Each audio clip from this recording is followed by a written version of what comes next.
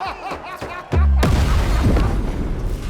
movie kicks off with a wildly creative animated sequence called Me and My Shadow, a Looney Tunes-inspired cartoon that immediately grabs the audience's attention. In this electrifying short, we meet the Joker as a celebrated celebrity mid-preparation for a performance. But here's where things get crazy. His own shadow suddenly rebels, breaking free from the usual rules of reality. This isn't just any rebellion. The shadow starts mimicking the Joker's persona with startling precision, causing chaos by injuring several people around him. The tension builds as the shadow boldly steps onto the stage, seamlessly replacing the real Joker during a singing performance. It's a surreal moment that blurs the lines between reality and imagination. Just when you think the shadow has completely taken over, the original Joker fights back and reclaims his identity, but the victory is short-lived. Moments later, the police storm in and begin brutally beating him.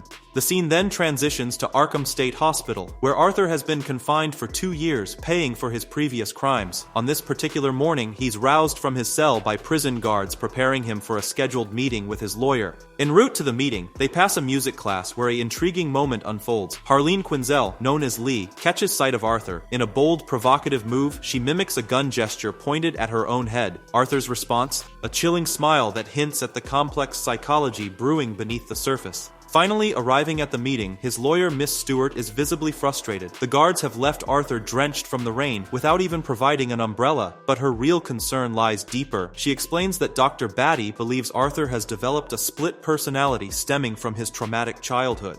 According to her, this alternate Joker personality is the true culprit behind his criminal behavior. Dr. Batty's goal is clear: conduct a videotaped interview to assess Arthur's mental competency and determine the potential for a proper trial. The jail courtyard becomes a stage for a bizarre encounter when a young prisoner named Ricky approaches Arthur. Rumors have spread that Arthur is a skilled kisser, and Ricky wants a lesson. Without hesitation, Arthur plants a quick kiss directly on Ricky's lips. The guards, finding the entire situation hilariously absurd, can't help but laugh at the unexpected spectacle. The next day, Jackie escorts Arthur to the music class, where he receives a surprisingly warm welcome. During a momentary distraction, Arthur seizes the opportunity to connect with Lee. In a chilling revelation, she casually shares that she once set her parents' apartment ablaze, an act that ultimately led to her confinement in this correctional facility. Tension builds as Arthur enters a room where breaking news unfolds. He's been declared competent to stand trial, but Assistant DA Harvey Dent delivers a scathing press conference. Dent pulls no punches, declaring that the state will seek the death penalty and publicly brands Arthur a monster. Meanwhile, in Gotham, Arthur's supporters erupt into chaos, transforming him into an unlikely martyr. When another prisoner asks Arthur about his reaction to the news, he responds in the most unexpected way possible. Bursting into song, he joyfully belts out, "For once in my life, I have someone who needs me." A haunting musical expression of his twisted sense of love and connection.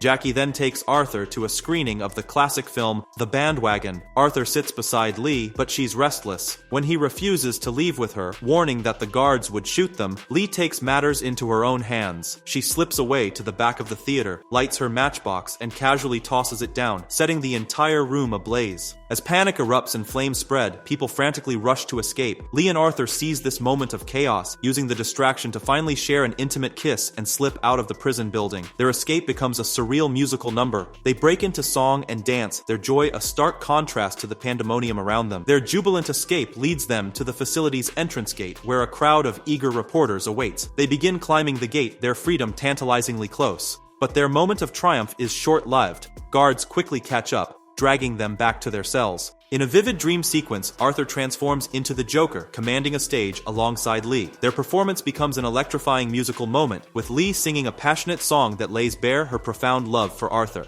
Reality shifts as Lee visits Arthur in his cell, bearing unexpected news. The administration has decided to send her home, viewing Arthur as a dangerous influence. Yet, she's far from disappointed. In fact, she's thrilled at the prospect of attending his trial every single day. As they grow closer, Lee reveals a deeper desire. She wants to see Arthur's true self, quite literally. Pulling out a bag of makeup she's secretly smuggled in, she begins to transform Arthur's face. Stroke by careful stroke, she paints him like a clown, creating an intimate ritual that blurs the lines between identity and performance. A few days later, Miss Stewart orchestrates a critical television interview with a personality named Patty. Her instructions to Arthur are crystal clear: reveal his authentic self and demonstrate that his alternate personality bears responsibility for the crimes. The goal is simple, yet complex: prove that beneath the chaos, Arthur is fundamentally a good person. When the interview airs, Lee watches from outside a TV shop. The moment she sees Arthur singing seemingly just for her, something inside her snaps. In a wild, impulsive act, she shatters the shop's glass, steals the television, and carries it away like a trophy of her obsession. Days later, Arthur's trial begins. He's transported to court under suffocating security, a prisoner at the center of a media circus. The tension is palpable. The world watches, judging, anticipating. As Arthur enters the courtroom, his eyes frantically scan the space searching for Lee. The anticipation is palpable. She's not here yet. The trial begins, its weight hanging heavy in the air, and just as proceedings commence, Lee slips in, quietly taking a seat at the back of the courtroom. The prosecution makes its first strategic move by calling Dr. Liu, a psychiatrist positioned as an expert witness. His testimony is calculated and direct. After a brief 2-hour interview with Arthur, Dr. Liu confidently declares that he found no substantial evidence of multiple personality disorder. While acknowledging that Arthur might have minor psychological complexities, he firmly asserts that Arthur committed the murders with full awareness and intentionality. Dr. Liu suggests that Arthur's claims of an alternate personality are nothing more than a calculated performance, a manipulative act deployed when convenient. The subtext is clear. Arthur is not a victim of his own mind, but a calculated criminal.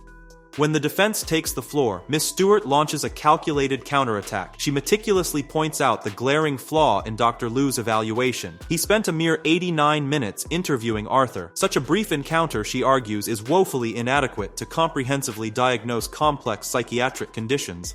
Miss Stewart then pivots, revealing a darker narrative. She exposes Arthur's traumatic childhood, marked by severe physical abuse. To illustrate her point, she highlights a pivotal moment, the subway incident where Arthur was brutally bullied by 3 drunk men. This wasn't just an isolated event, but potentially the trigger that allowed his alternate personality to surface as a means of psychological protection. In a private moment, Miss Stewart visits Arthur with a strategic warning. They can win the case, but Lee poses a significant threat. Arthur's response is telling. He insists Lee is just like him, someone looking out for his interests. This prompts Miss Stewart to drop a bombshell of revelations. Contrary to Lee's fabricated narrative, she actually comes from a wealthy background. Her father, a doctor, is very much alive. The stories of apartment fires and forced institutionalization, completely fabricated. In reality, Lee voluntarily checked herself into Arkham Asylum and later discharged herself. More surprising still, she's a graduate student studying psychiatry, a far cry from the troubled young woman she'd been portraying.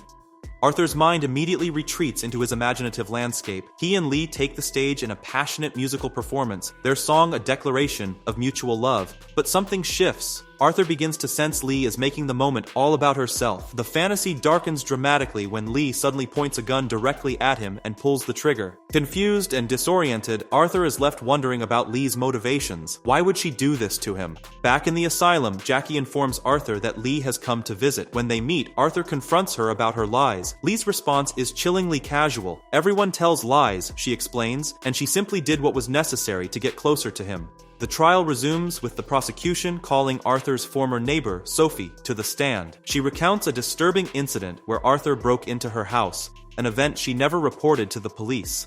When Harvey Dent probes whether this behavior represents Arthur's true personality, Sophie admits she didn't know him well enough to make that determination.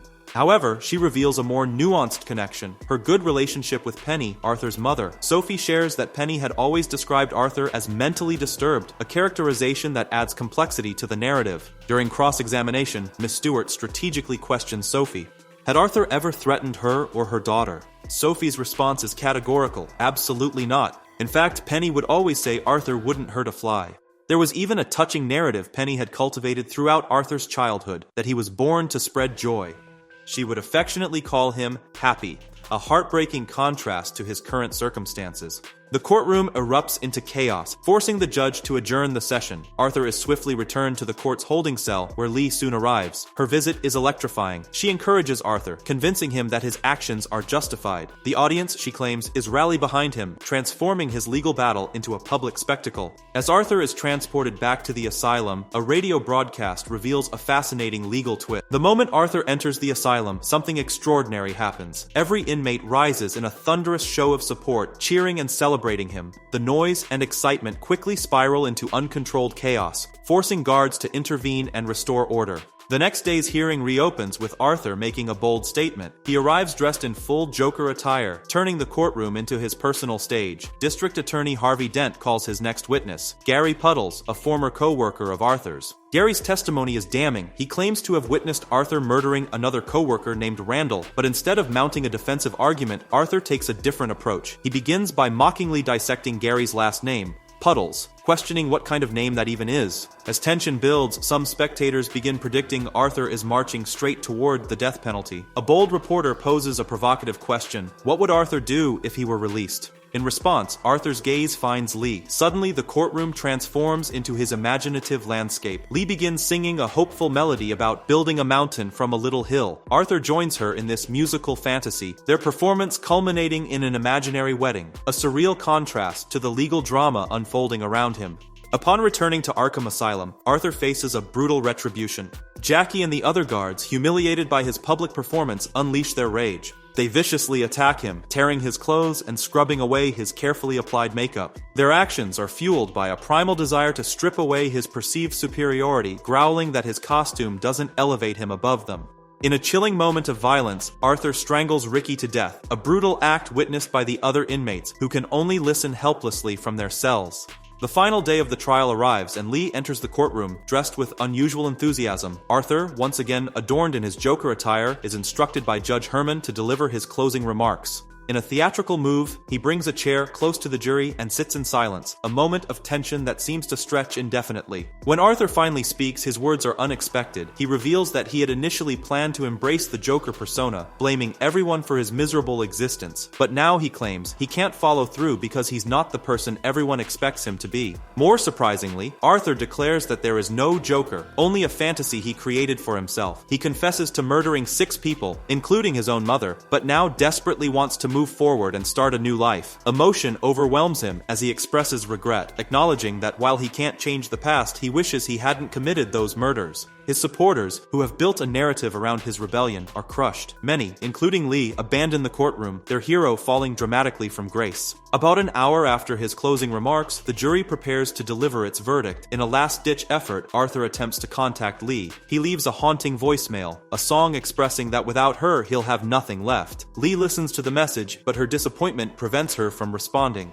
Moments later, the jury announces its verdict. Arthur is found guilty of murder. In a moment of unexpected survival, Arthur regains consciousness and breaks through a wall, stepping into the outside world.